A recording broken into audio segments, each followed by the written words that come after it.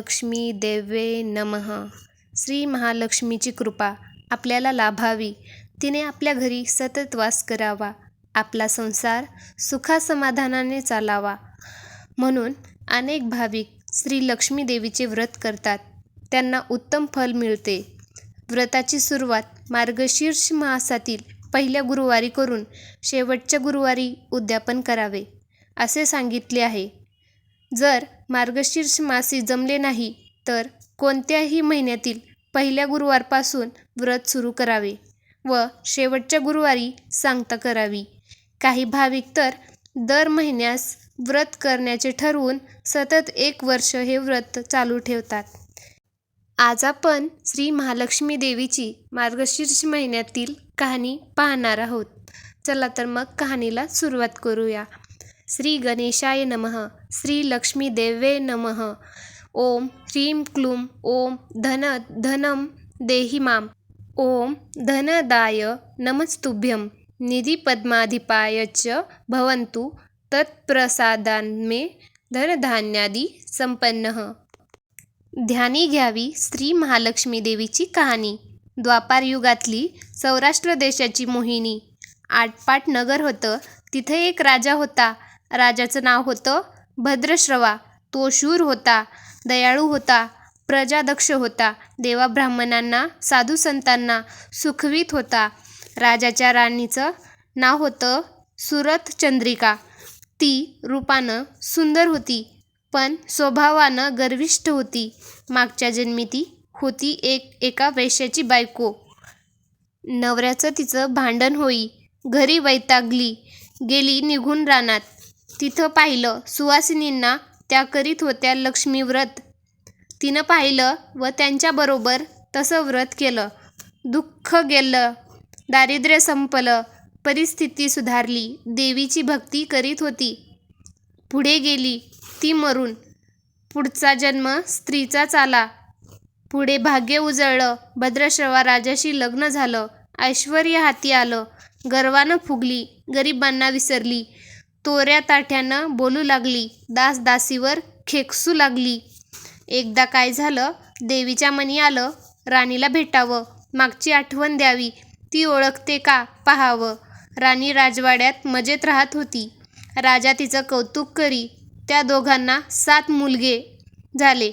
1 मुलगी झाली. मुलीचं नाव होतं शांबाला. एके दिवशी अचानक देवीनं म्हातारीचं सोंग घेतलं. फाटकं वस्त्र घातलं. हाती काठी घेतली आधाराला. हळूहळू पावलं टाकीत आली राणीला भेटायला. वाड्याशी आली अन आरोळी दिली. आहे का कुणी घरी? घालील का कुणी घास? दासी आली बाहेर. म्हातारी दिसली समोर. तिनं विचारलं, कोण ग तू? कुठून आलीस? काम काय काढलंस? तुझं नाव काय? गाव काय?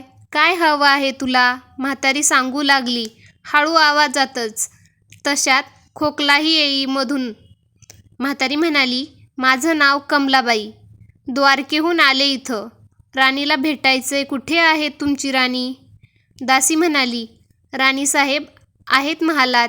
मैत्रिणीशी गप्पा मारत आहेत. त्यांना सांगितलं तर मलाच रागवतील. तुला कशा भेटणार त्या? तुझा अवतार पाहून तुझ्यावरच खेकसतील. उनं-दुनं बोलतील. मैत्रिणीही तुला हसतील. तू इथे बस आडोशाला थोडा वेळ. मैत्रिणी गेल्या की सांगतेच त्यांना. म्हातारीलाही राग आला होता. तीही संतापली. तुझी राणी पैशावर भाळलीये, माणुसकी विसरलीये. मागच्या जन्मी होती दरिद्री, आज झाली राणी. पण ती माझ्यामुळेच. मीच तिला देवीचं व्रत सांगितलं, तिनं केलं. आता देवीच्या कृपेनं राणी पदावर बसली. पण देवीची आठवणही नाही तिला. तिला आता संपत्तीचा गर्व झालाय. डोळ्यावर पैशाची धुंदी आली आहे. गोरगरिबांना कशाला विचारील ती? थोरा मोठ्यांच्या मुली मैत्रिणी झाल्या. म्हातारी गरीब भिकारीन, तिला कोण विचारतोय? ही राणी लक्ष्मी व्रत विसरून गेलीये. घेतला वसा टाकून दिला. उतली मातली, पण याचं फळ तिला भोगावंच लागणार. नंतरच डोळे उघडतील तिचे. जाते मी परत. दासीनं म्हातारीला पाणी दिलं. हात जोडले म्हणाली, मला सांगाल हे व्रत? मी करीत ते नेमानं. उतणार नाही, मातणार नाही, घेतला वसा सोडणार नाही, दिलेला शब्द विसरणार नाही, मोडणार नाही. म्हातारीनं त्या दासीला व्रताचा वसा सांगितला. ती उठली व काठी टेकीत तिथून निघणार तोच माडीवरून एक मुलगी लगबगीनं खाली आली. ती होती राणीची मुलगी शांबाला. ती आली नि कळवळून म्हणाली, आजी रागावू नको. माझी आई चुकली, तिच्यासाठी मला क्षमा कर. मला धीर द्या. आईला दिलेला शाप मागे घ्या. मी तुमच्या पाया पडते. मुलीवर दया करा. म्हातारीला आली मुलीची दया. मुलीची होती कोमल काया. ती क्षणभर मुलीकडे डोळे भरून पाहत होती. तिनं मुलीला लक्ष्मी व्रताचा वसा सांगितला व ती मुलीचा निरोप घेऊन निघणार तोच राणी तरातरा आली माडीवरून. दाराशी येते तर दिसली ती म्हातारी. राणी कडाडली, कोण ग तू थेरडे? इथे कशाला आलीस? जा इथून, उठ लवकर, नाहीतर ढकलून द्यायला सांगते तुला. लाज नाही वाटत तुला इथे यायची? दुसरं घर नाही तुला भेटलं? म्हातारीचे डोळे गरगर फिरले, कपाळावर आठ्या उमटल्या. ती तडक निघून गेली. परत पुढं दासीनं लक्ष्मी व्रत केलं. तिची स्थिती सुधारली. ती गेली दासी सोडून व पुढे सुखानं संसारही सुरू होता तिचा. पुढे मार्गशीर्ष महिना आला. पहिल्याच गुरुवारी शांबालेनं लक्ष्मी व्रत केलं. सगळे नेमधर्म पाळून 4 गुरुवार तिनं ते व्रत केलं. शेवटच्या गुरुवारी थाटानं उद्यापन केलं. सिद्धेश्वर राजाच्या मालाधर नावाच्या राजपुत्राशी शांबालेचा विवाह झाला. तिला राजवैभव मिळालं. लक्ष्मी व्रताच्या प्रभावानं तिचा संसार सुखात समाधानानं चालू लागला. पण भद्रश्रवा व सुरतचंद्रिका राणी यांना हळूहळू वाईट दिवस दिसायला लागले. शत्रूनं भद्रश्रवा राज्य लुबाडलं. सुरतचंद्रिका राणी होती. तिची स्थिती बदलली. ती भद्रश्रवाला फार वाईट वाटे. राणीला रडू कोसळलं. पण करणार काय? एक एक दिवस चिंतेनं उगवत होता तसाच मावळत होता. रानावनात हिंडून कष्टाचे दिवस ती काढत होती. भद्रश्रवाला वाटलं मुलीकडे जावं, तिला पाहावं. तो एकदाच तिच्या घरी निघाला. चालून चालून दमला होता. नदी तीरावर विसाव्यासाठी थांबला. राणीची दासी नदीवर येत होती. तिनं भद्रश्रवांना पाहिलं, ओळखलं. परत लगबगीनं गेली. राजाला ती बातमी सांगितली. मालाधरानं माणसं पाठवली. रथ पाठवला व शूरांना घरी आणलं. मान सन्मान केला. नवीन वस्त्र दिली व गळ्यात हार घातला. शांबाला वडिलांची नीट व्यवस्था ठेवत होती. राजाचे दिवस मजेत जात होते. आता परत जायचा विचार त्याच्या मनानं घेतला होता. जावयाला तेच तसं सुचवलं. भद्रश्रवा मुलीचा व जावयाचा निरोप घेऊन निघाला. जावयानं नोकराजवळ एक हांडा दिला. मोहराने भरला होता तो. नोकरांच्या सोबतीनं राजा पुन्हा घराकडे परतला. चंद्रिकेला भेटला. हांडा पाहून ती खुलली. हांड्यावरचं झाकण काढलं. आत पाहते तो काय? आत दिसले कोळसे. सुरतचंद्रिकेने कपाळावर हात मारून घेतला. नवऱ्याला सांगितलं. तोही चकित झाला ते ऐकून. दुःखाचे दिवस संपत नव्हते. दारिद्र्याचे भोग सुटत नव्हते. चिंतेचे ढग सभोवार दिसत होते. काळजीचा वणवा भडकत होता. सुरतचंद्रिकेला एक एक दिवस अडचणीचा वाटत होता. तिच्याही मनानं घेतलं, एकदा मुलीला भेटावं, डोळे भरून पाहून यावं. आपल्या नशिबाचे भोग आपणच सोसायला हवेत. दुसरं करणार काय? एका गुरुवारीच ती घरून निघाली. मुलीच्या गावच्या नदीतीरी बसली. अगदी दमून गेली होती ती. त्यावेळीच एक दासी नदीवर आली होती. तिनं राणीच्या आईला पाहिलं आणि ती महालात गेली. राणीला बातमी दिली. तुमची आई नदीवर बसलीये, खूप दमलेली दिसली. तिला आणायला पाठवा कोणीतरी. शांबालेनं रथ बोलावला. आईला घेऊन यायला सांगितलं. आई रथात बसून घरी आली. शांबालेनं पाहिलं. आईला तिनं प्रेमानं मिठी मारली. मुलीच्या घरचं ऐश्वर्य पाहून तिचे डोळे तृप्त झाले. पण तोंडातून शब्द फुटत नव्हते. आईला स्नान करायला सांगितलं. मग पैठणी नेसायला दिली. गळ्यात सोन्या मोत्याचे अलंकार घातले. आईचं रूप उठून दिसू लागलं. दुपारची वेळ झाली. श्यामबाला लक्ष्मी व्रताचा वसा करीत होती. लक्ष्मी देवीची भक्तिभावानं पूजा करीत होती. आरती झाली. धूप दीपाचा वास दरवळत होता. श्यामबालेला उपासच होता. तो ती कडकडीत करी. अगदी निराहार राहून. आईच्या जेवणाची तयारी झाली होती. तिनं आईला जेवायला बोलावलं आणि आईला मागच्या जन्माची आठवण झाली. ती लक्ष्मी व्रताचा वसा करीत होती. लक्ष्मी देवीच्या कृपेनं ती राणी झाली होती. ती म्हणाली, श्यामा, मी पण जेवत नाही. मीही तुझ्याबरोबर उपासच करीन. श्यामा ठीक आहे म्हणाली. मार्गशीर्ष महिनाच होता तो. 4ही गुरुवारी मुलीनं केलेलं व्रत तिच्या आईनं पाहिलं होतं.